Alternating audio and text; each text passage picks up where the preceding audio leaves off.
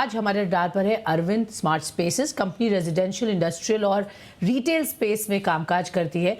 फिलहाल कंपनी के पास 3.8 मिलियन वर्ग फीट की डिलीवरी कंपनी कर चुकी है और 14.9 मिलियन वर्ग फीट पर काम कर रही है। वहीं 6.6 मिलियन वर्ग फीट की परियोजनाएं शुरू करने की योजना भी बना रही है। आगे किस तरीके के कंपनी के प्लान्स हैं और अगर नतीजों पर भी हम नज़र डालें तो देखा था मार्च तिमाही में ऑपरेशंस में आय 150% बढ़कर 160 करोड़ पर आई है। वहीं मुनाफा भी डबल हुआ है, 14 करोड़ तक पहुंच गया है। चलते हैं कंपनी के एमडी एंड सीईओ कमल सिंघल हमारे साथ शो में जुड़ रहे हैं, जो हमें और विस्तार से बताएंगे कंपनी के आगे हैं क्या प्लान्स। मिस्टर सिंघल, बहुत बहुत स्वागत है आपका। धन्यवाद हमें समय देने के लिए। नंबर्स थोड़े समय जो पहले आए थे, पहले हम उसी से शुरुआत कर लेते हैं। नंबर्स अच्छे दिख रहे थे। रेवेन्यू ऑपरेशंस, जैसा मैंने कहा, ईयर ऑन ईयर बेसिस पर 150% बढ़ा। और अगर हमें आप ये पहले तो समझाएं, रेवेन्यू पर पहले बात करते हैं, फिर हम प्रॉफिटेबिलिटी पर आएंगे। तो कैसे समराइज करेंगे सर नंबर्स, कहाँ से आई अच्छी स्ट्रेंथ? श्योर। नंबर्स को हम दो रूप में देख सकते हैं। एक तो ऑपरेशनल नंबर्स हैं जो कि एसेंशियली बिजनेस परफॉर्मेंस को कोरिलेट करते हैं। तो उस कॉन्टेक्स्ट में हमारे जो फ्रेश सेल्स है, फ्रेश बुकिंग्स हैं, वो बहुत हेल्दी रही। लास्ट ईयर में we reached a milestone of 600 crore against 529 last year. और कलेक्शंस भी बहुत अच्छी रही, 595 करोड़ रुपीस की। अनरिकग्नाइज्ड रेवेन्यू, जो कि एक बहुत इंपॉर्टेंट फैक्टर है फाइनेंशियल परफॉर्मेंस का for real estate, that also was at all time high at more than 1000 crores. Books of account में हमारा जो टॉप लाइन था वो भी लगभग 70% बढ़ा 256 करोड़ पे। एबिटा भी काफ़ी अच्छे दर पर रहा 49 करोड़। और इसके साथ साथ पीबीटी और पैट भी बहुत ही हेल्दी, मोर देन 100% की ग्रोथ हमने उस दोनों में देखी।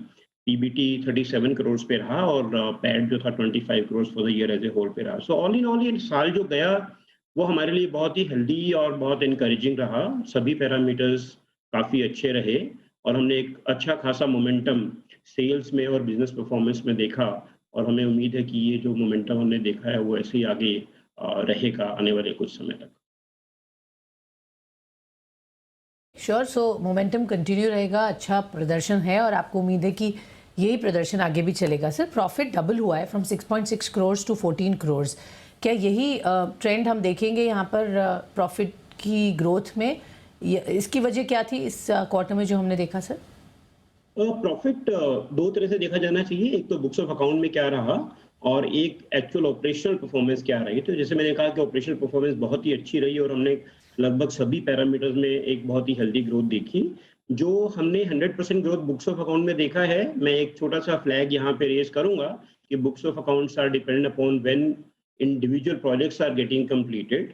तो नेचुरली इस साल और इस क्वार्टर में हमने 2-3 अच्छे प्रोजेक्ट्स बड़े कंप्लीट किए और उनका सभी रेवेन्यू इस क्वार्टर में आया। साथ साथ हमारे जो फ्रेश सेल्स रही, नई सेल्स रही, उसका भी काफ़ी अच्छा कंट्रीब्यूशन रहा। ऑल इन ऑल एक अच्छे स्तर पर सेल्स और नए प्रोजेक्ट का लॉन्च और उसके साथ कुछ प्रोजेक्ट्स का कंप्लीशन, ये 3 फैक्टर ऐसे रहे जिसके कारण हमने चारों तरफ हर पैरामीटर में एक अच्छी ग्रोथ विटनेस की। श्योर। सो सर, एक सवाल है मार्जिन्स पर, और ऑफ कोर्स जिस तरह से इन्फ्लेशन और कमोडिटी प्राइसेस बढ़े हैं उसका असर डेफिनेटली होगा, बट हमें थोड़ा सा विस्तार से बताएंगे, एक्सप्लेन कर सकते हैं सर मार्जिन्स क्यों गिरे 150% इंक्रीज रेवेन्यू और प्रॉफिट डबल होने के बावजूद भी? या मार्जिन बुक्स ऑफ अकाउंट में हम देखते हैं थोड़ा कम जरूर दिखते हैं compare to previous numbers etcetera. हालांकि margin also is a function of which kind of projects come into the books of account in an individual quarter. As it has so happened, last quarter में हमारे जो 2 projects आए, दोनों affordable housing sector की तरफ थे और वो एज सच कॉन्फ़िगर्ड थे कंपैरेटिवली लोअर मार्जिन्स की तरफ। डेफिनेटली कॉस्ट का भी इम्पैक्ट रहा है और कॉस्ट, जैसे हम सबको पता है कि काफ़ी ज़्यादा स्पाइरल अप हुई है, तो उसका भी एक असर है। और वो जो असर है हम पूरी तरह से कस्टमर्स को नहीं पास ऑन किए हैं। We have tried to maintain the price increases very very realistic. So combined with the product mix जो कि इस क्वार्टर में और इस साल में बुक्स ऑफ अकाउंट में आया, और जो कॉस्ट इंक्रीज है, ये दोनों मिला के मार्जिन डेफिनेटली थोड़े निचले स्तर पर रहे। पर ऑल इन ऑल हम काफ़ी सेटिस्फाइड हैं जिस तरह से हमने growth in profits and absolute numbers देखी है। That looks quite encouraging. Okay, but margins आगे किस तरह से ट्रेंड्स दिखा रहे हैं सर? क्या बेहतर होने की उम्मीद है कमिंग क्वार्टर्स में? मार्जिन्स हम अपना जो लॉन्ग टर्म एवरेजेस हैं आए हमें ये पूरी उम्मीद है कि लॉन्ग टर्म एवरेजेस से हम बहुत कोई दूर नहीं जाएँगे और जो थोड़ा ज़्यादा ड्रॉप इस क्वार्टर में दिखा था वो रिकवर हो जाएगा क्योंकि जो पाइपलाइन प्रोजेक्ट्स है वो हेल्दी है और उनके मार्जिन्स भी हेल्दी हैं। Definitely there will be some impact of price increase in the inputs. हालाँकि उसका एक एक हिस्सा जो कि अनसब्स्टेंशियल नहीं है, रीज़नेबली अच्छे लेवल का है, वो हमने पास ऑन भी किया है, प्राइसेज़ पे भी इम्पैक्ट उसका आया है। But all in all, certain extent, yes, there can be an impact on margins, but generally we are okay and we are hopeful कि मार्जिन जो एक एक्सेप्टेबल लेवल्स का है और जो लॉन्ग टर्म हमारी एवरेजेस हैं उसको हम मेंटेन कर पाएंगे। सर, मैं आपसे जानना चाहूँगी, जो स्ट्रॉन्ग ट्रैक्शन हमने देखा, आपने कहा फ्रेश सेल्स भी बढ़े हैं और ईयरली फ्रेश सेल्स आपके 14% बढ़े हैं on year on year basis. कौन सा सेगमेंट सबसे ज़्यादा ग्रोथ दिखा रहा है? कौन सा ज़्यादा प्रॉमिसिंग है? अगर हम लग्जरी रेजिडेंट, लग्जरी विलास, मिड बजट रेजिडेंट्स, कौन सा स्पेस आपको लगता है आगे भी ग्रोथ ड्राइवर बना रहेगा? और ज्योग्राफी के पॉइंट ऑफ व्यू से भी कोई स्पेसिफिक ट्रेंड दिख रहे हैं यहाँ पर? श्योर। हमारा जो मेन फोकस रहा पिछले साल और इवन अदरवाइज वो रेजिडेंशियल पे रहा और आगे भी रेजिडेंशियल रियल एस्टेट पे ही हम ज़्यादा फोकस करेंगे। विद इन रेजिडेंशियल हमारा लग्जरी प्रोजेक्ट्स भी हैं और अपर मिड एंड प्रोजेक्ट्स भी हैं। हमें ये देखने को मिला कि कोविड के कारण और इवन अदरवाइज मीडियम टर्म में कस्टमर्स की प्रेफरेंस जो है वो थोड़ा हॉरिजॉन्टल प्रोजेक्ट्स की तरफ ज़्यादा रही। हालांकि हमारे मिक्स में बहुत ही हेल्दी प्रोपोर्शन है हाई राइज अपार्टमेंट प्रोजेक्ट्स का और हॉरिजॉन्टल विला प्लॉटिंग प्रोजेक्ट्स का। But generally last year was clearly a year where horizontal plotting and villa projects were the winner and that trend is seemingly continuing। इस दिशा में हमने भी काफ़ी काम किया है और हमने अभी भी फोकस रखे हुए हैं। हालांकि अपार्टमेंट्स की जो मार्केट है वो भी बहुत रोबस्ट है, काफ़ी सस्टेन कर रही है।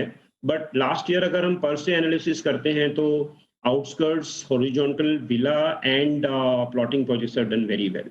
ज्योग्राफी वाइज हम अहमदाबाद, बैंगलोर और पुणे में काम कर रहे हैं। हमारा जो नेक्स्ट फोकस है, हम काफ़ी अच्छी मात्रा में इन्वेस्टमेंट्स प्लान लिए हैं बैंगलोर के लिए। Bangalore is our focus market for a very long time और हमारे जो सबसे ज़्यादा प्रोजेक्ट्स लॉन्च हुए हैं और होते रहे हैं वो बैंगलोर में ही हैं और आने वाले समय में भी बैंगलोर हमारा बहुत क्लियर फोकस है। बैंगलोर की एक ऐसी मार्केट है जो कि काफ़ी अच्छी परफॉर्म की है और सारे जो सिग्नल्स हैं, सारे जो इंडिकेशंस हैं वो यही बताते हैं कि वो मार्केट आने वाले टाइम में भी काफ़ी रोबस्ट और हेल्दी रहेगी। तो हमारा रिन्यूड फोकस है बैंगलोर पे और इसके साथ-साथ इस साल में हम डेफिनिटली पुणे और एमएमआर की market outskirts of Mumbai and Pune market पे भी ध्यान दिया है और वहाँ पे इन्वेस्टमेंट फ्लो होने की उम्मीद है। Of course Ahmedabad is our home town so will keep investing there. Sir, हम लैंड एक्विजिशन के बारे में समझना चाहेंगे।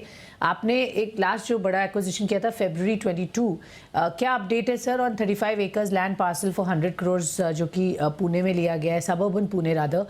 रीसेंट डेवलपमेंट क्या है? क्या रेवेन्यू पोटेंशियल वहाँ से हम एक्सपेक्ट कर सकते हैं और आगे कुछ और स्पेसिफिक प्लान्स हैं on more acquisitions of land parcels? जैसा मैंने बताया कि इस साल जो फोकस रहेगा पोस्ट पैंडेमिक फोकस सारा कंपनी का पाइपलाइन क्रिएट करने में रहेगा, न्यू प्रोजेक्ट पाइपलाइन। उस दिशा में हम काफ़ी काम कर रहे हैं। In fact as a matter of fact we are hoping कि इस फर्स्ट हाफ में, इस फाइनेंशियल ईयर के फर्स्ट हाफ में ही हम 2 प्रोजेक्ट नए लॉन्च कर पाएंगे। They are on track and we should hit the market within this half. और इसके साथ-साथ नए प्रोजेक्ट्स जैसे आपने कहा पुणे में हैं और इवन बैंगलोर में और अहमदाबाद में नए प्रोजेक्ट्स की पाइपलाइन बहुत स्ट्रॉन्ग है। We are working very, very aggressively on this. हमारा जो इन्वेस्टमेंट साइकिल था वो स्टार्ट हुआ था पोस्ट पैंडेमिक। हालाँकि उसमें ड्यूरिंग पैंडेमिक एक कॉशियस काइंड ऑफ ब्रेक हमने लिया था, बट उसके बाद in the right earnest we have started it. Company has a great strength to acquire new projects financially. अभी as of now the company is totally debt free। On a net debt level we are actually 150 crore rupees plus, so there is zero or minus debt equity।